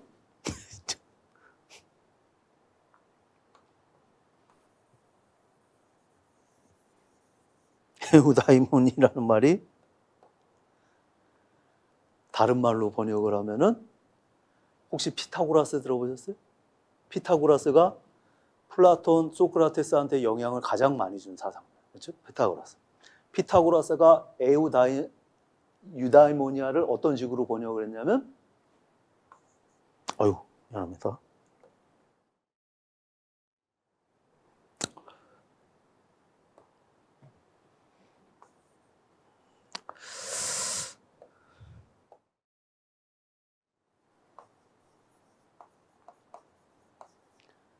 아가테 푸시케 이렇게 변할게요. 아가테 푸시케. 아가테라는 말은 영어로 좋다라는 얘기입니다. 자, 이제 드디어 푸시케 나왔는데 요거 잘 봐세요. 푸시케라는 말은 영어로는 소울이라고 얘기하는 건데 영어로 소울이라고 얘기하는 건데 우리말로는 그냥 영혼 이렇게.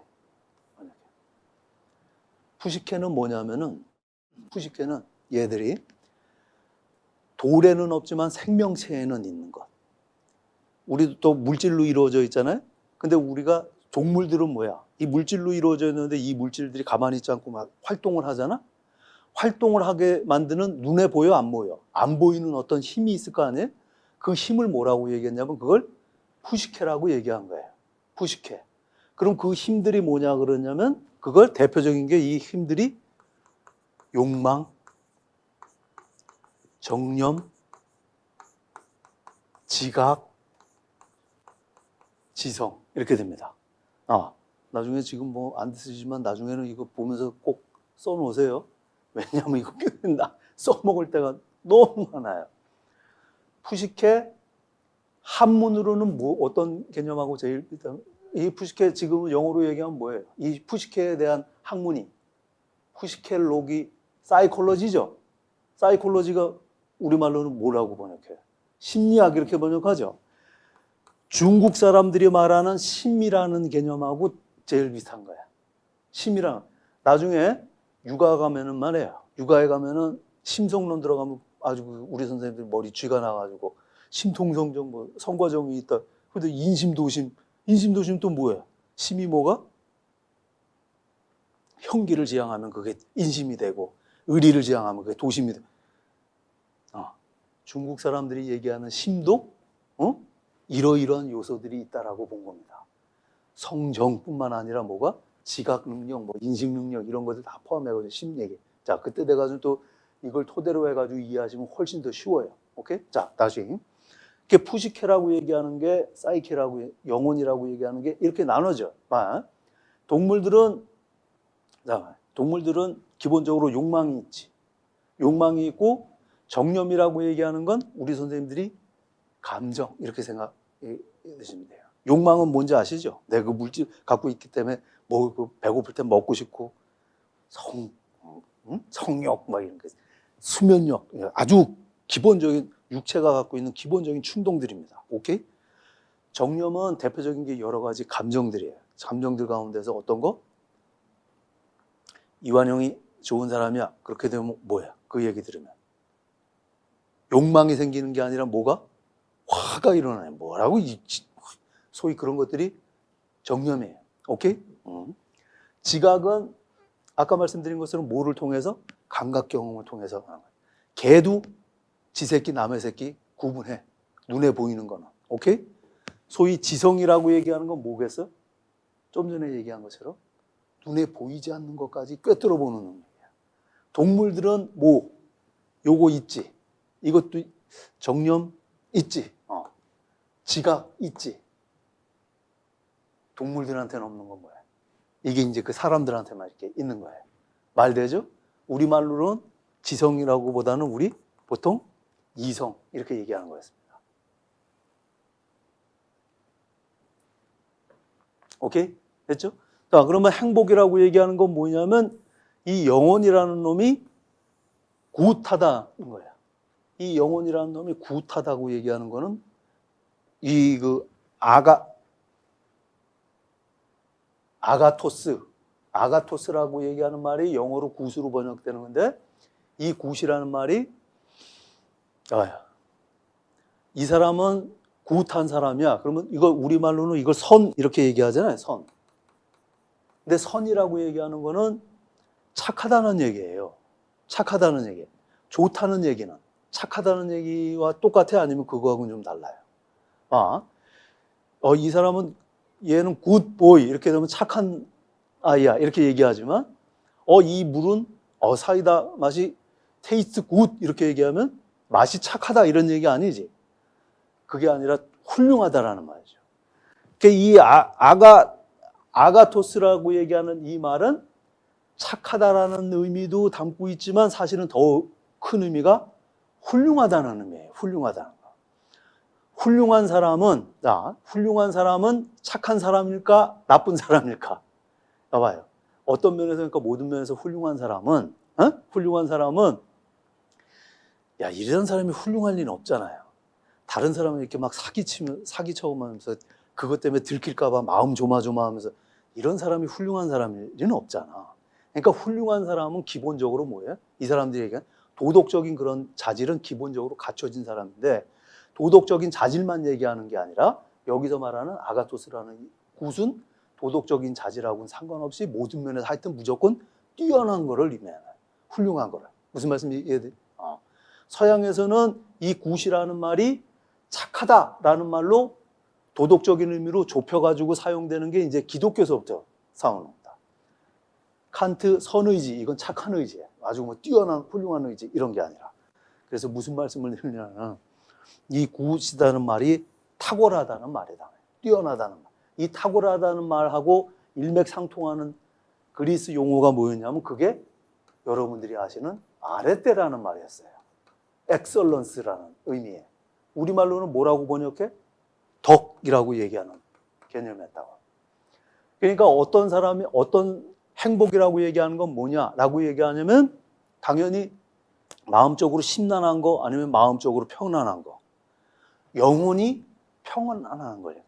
영혼이 편안한 건데 영혼이 편안하다는 게 뭘 의미하냐면 영혼이 갖고 있는 상태가 불완전한 게 아니라 안정적이고 영혼이 아주 시들고 막 찌찌구리한 상태가 아니라 아주 영혼이 아주 최적의 아주 훌륭한 컨디션으로 딱 갖춰져 있는 상태가 그게 이제 행복이라고 이렇게 봤던 거예요. 이 말 되잖아요? 그러니까 영혼이 그러면 최적의 상태, 다시 말해서 이 영혼이 아주 훌륭한 상태에 있는 것, 그게 뭐가다? 그게 행복이다. 이렇게 된 거예요. 그러니까 행복하려면 당연히 뭐가 갖춰야 되는 거예요? 영혼이 자기의 그런 기능을 찌찌구리한 게 아니라 아주 좋게 훌륭하게 발휘하고 있는 상태가 행복이다. 이렇게 된 거였단 말이에요. 이해되시죠? 그러니까 행복하고 뭐하고 덕이라고 얘기하는 놈은 같은 개념이라고 본 거예요. 그러니까 그래서 덕과 복이라고 얘기하는 게 그래서 일치되는 거야. 근데 이 사람 같은 경우에는 돼지한테는 맛있는 거, 따뜻한 잠자리 이것만 해주면 어떻게 돼요? 행복하지, 그놈은. 지 영혼이 아주 만족하지. 근데 사람은 어떻게 돼? 사람은 맛있는 거, 따뜻한 잠자리 이것만 가지면 뭐예요? 행복해, 안 해? 지금 제 나이 때도 제일 골치 아픈 게 제 그 나이 때 그 동기들도 지금 제일 큰 고민이 뭐겠어요? 은퇴해가지고 연금 따박따박 나오긴 나오는데 무료해가지고 죽겠는 거예요, 이게요. 여행도 하루 이틀이지. 아주 죽겠는 거예요, 이게 그냥. 뭐, 그 일, 그래서 보람, 뭐, 아무것도 없고. 근데 사람은 그게 안 되는 거예요. 그럼 돼지는 이거 줘도 되는데, 따뜻한 음식 주면 행복한데, 사람은 금목걸이 이것만 준다고 해서 행복이 안 되는 거. 뭐 때문에 그래? 간단한 거예요. 영혼의 구조가 다르기 때문에다. 이렇게 되는 거죠. 그래서 인간만이 갖고 있는 그런 영혼의 특장점이 뭐냐? 그게 이제 이 사람들은 이성이다. 이렇게 본 거죠. 이성이라는 놈이 하는 중요한 역할은 뭐다? 이성이 하는 중요한 역할? 그게 알을 추구하는 거예요. 지식.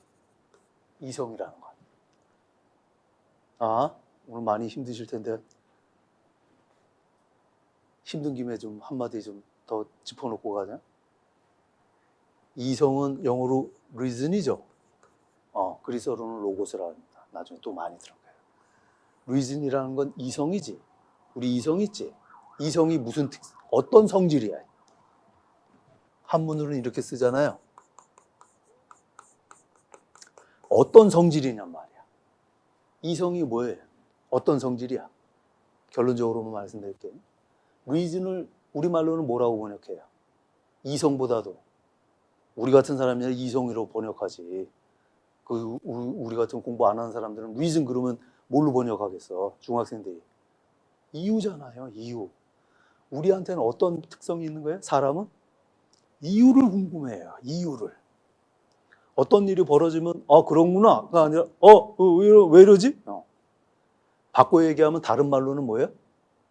원인을 궁금해 한단 말이에요, 원인을. 참 특이하죠? 사람한테는 그거 있어요. 거의 선천적이야. 나중에 애기 낳아서 길러봐. 조카들 봐봐. 입만 떼면 그냥 그다음부터 막 질문입니다, 질문. 이거 왜 이래, 왜 이래, 왜 이래. 시키지도 않는데. 그래서 인간만이 뭐가?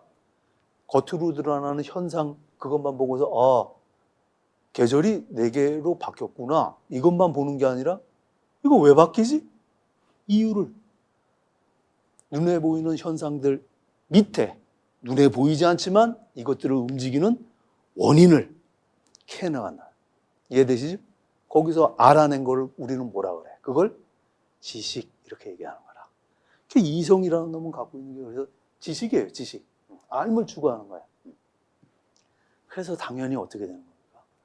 인간 행복이라고 얘기하는 건 영혼이 최적 상태인데, 이 영혼 가운데서, 인간 영혼 가운데서 가장 두드러진 그런 가장 탁월한 영혼은 뭐다? 그 이성인데, 이성이라는 놈은 뭐 자기 본업이 진리를 캐내는 건데, 그러니까 인간 행복에 있어서는 뭐예요?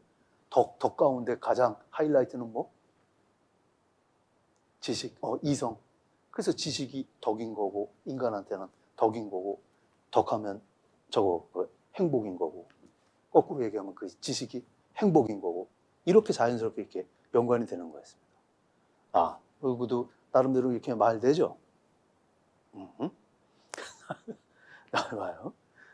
요거는 잘 기억해둬야 돼. 왜냐하면 이제 바로 이제 좀 이따가 이제 우리가 뭐를 설명해야 되냐면, 그래서 제일 중요한 것은 이제 서로가 이제 연관이 된다고 하니까 선에 대한 도덕적 가치에 대한 절대적인 알매 문제, 이게 굉장히 중요한 이슈로 이거 자체가 덕의 하이라이트라고 이렇게 보는 거니까.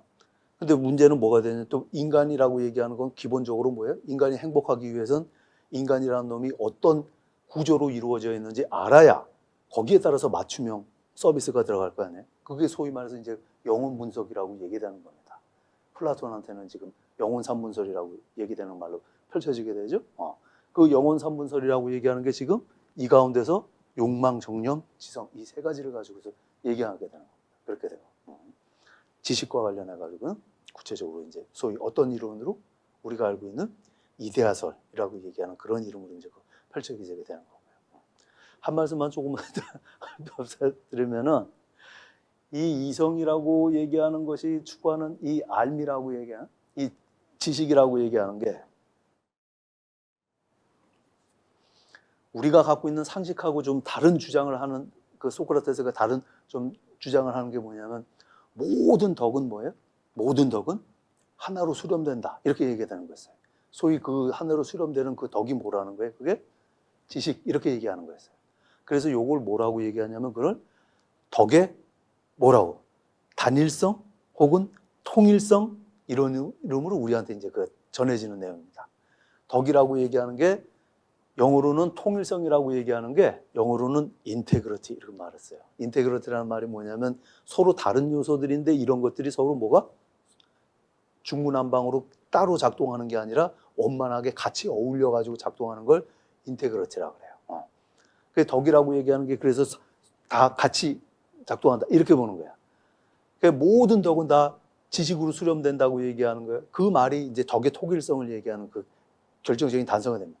그게 왜 그렇게 되느냐면 그 논리가 어떻게 되냐면 사람은 지성, 동물하고 다르게 지성을 갖고 있다 그랬잖아요.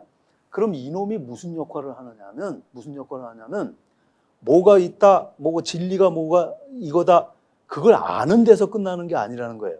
아는 것뿐만 아니라 그걸 가지고서 뭐가 이놈들한테 영향을 미친다는 겁니다. 욕망이나 정념이라고 얘기하는데 영향을 미친다는 거예요. 어떤 식으로 영향을 미쳐? 잘 봐요.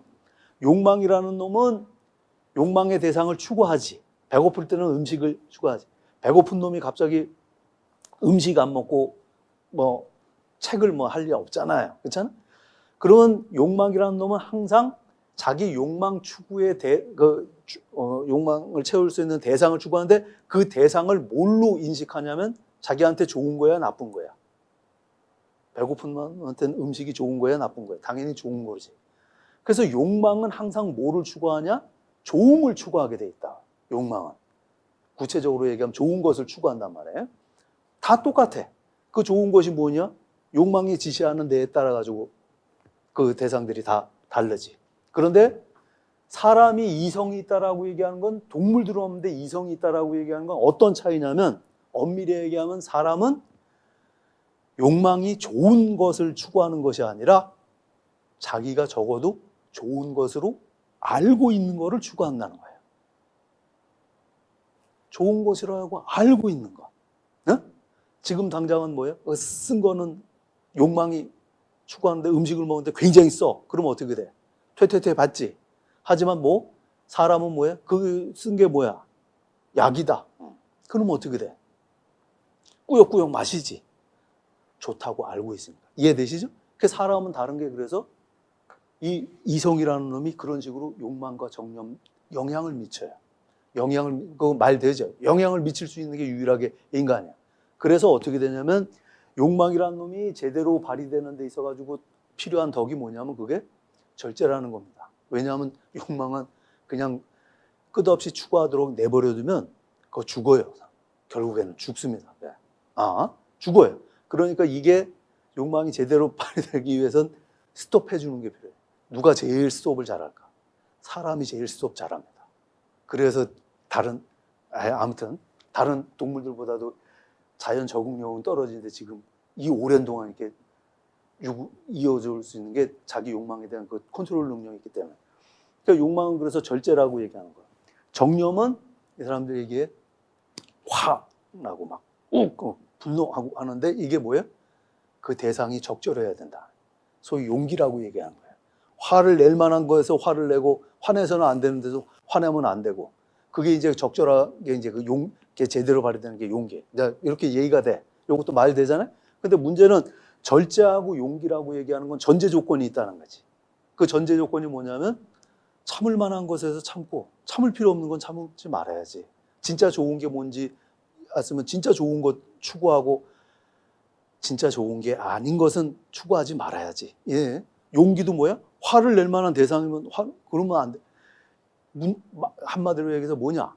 욕망과 정념이 발휘될 때 뭐가 바람직한지 바람직하지 않은지 뭐가 있어야 돼? 판단이 이루어져야 된다. 이해되죠? 그 판단을 누가 하는 거야? 그 판단하는 놈이 지식이라는 놈이에요. 뭐가 진짜로 가치 있는지에 대한 인식이 있는 놈은 이 욕망이 요거 해도 되고 요거 안 해도 되고 컨트롤 한다는 거예요. 그러니까 봐요. 어떤 놈이 절제를 잘 부리네? 절제를 잘 한다는 건 얘가 욕망을 발휘하는데 지금 그냥 동물처럼 하는 게 아니라 뭐가 지금 개입을 해가지고 지금 작동 중이라는 거예요. 이성이라는 놈이 끼어들어가지고 지금 작동하고 있다는 놈이에요. 이놈은 그래서 뭐가? 절제를 잘하는 놈은 이 지성이라고 얘기하는 자기 고유한 장점이 제대로 발휘되고 있는 거예요. 그러니까 이놈은 당연히 정념이 발휘될 때도 그게 작동하겠어 안 하겠어? 작동한다고 봐야 되는 거지. 그러니까 이 논리로 따지면 절제 잘해? 아 그럼 볼 것도 없어. 얘는 용기 있는 애야 당연히. 이런 논리였습니다. 이런 논리. 이게 소위 말해서 덕의 통일성이라고 얘기하는 거였어요. 그 개념. 얘기 들어보면 나름대로 요 맥락에서는 일리 있어요 없어요? 이건 일리 있는 얘기였습니다. 이 내용을 아주 구체적으로 학문적으로 체계적으로 이제 펼쳐서 얘기가 되는 게 소위 플라톤의 이론이었거든. 우리가 알고 있는 그 소크라테스의 그 지덕복 합일설을 개념 가지고 설명하면 이런 식으로 설명이 돼요. 요 개념은 소크라테스뿐만 아니라 플라톤뿐만 아니라 아리스토텔레스 이해하는 데 있어서 반드시 기본적인 개념이에요. 오케이? 네, 좀 쉬었다가 이어가도록 하겠습니다. 쉬겠습니다.